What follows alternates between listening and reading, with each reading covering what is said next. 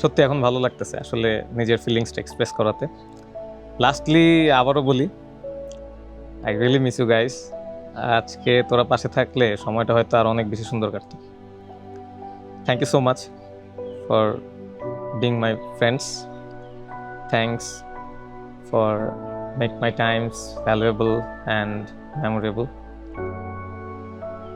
Thanks again to come in my life as a beautiful part of my life.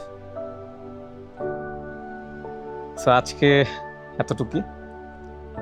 May we meet again in this world, obviously.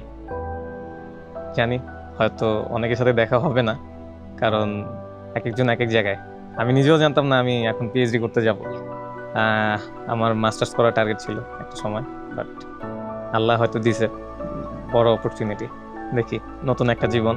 একটু ভয়ও লাগে, বাবা মারে ছেড়ে কখনো থাকি নাই, তোরা সবাই জানোস কম বেশি।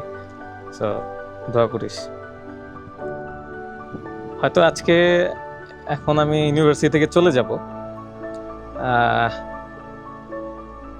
থেকে যাবে কিছু স্মৃতি, কিছু মধুর মুহূর্ত, তোদের সাথে কাটানো কিছু সময়।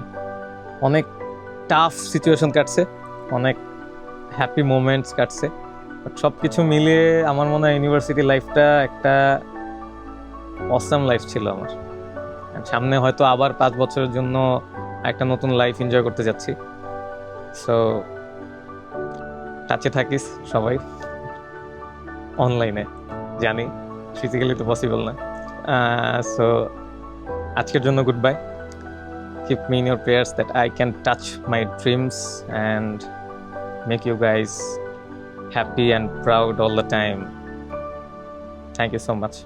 Allah Hafiz.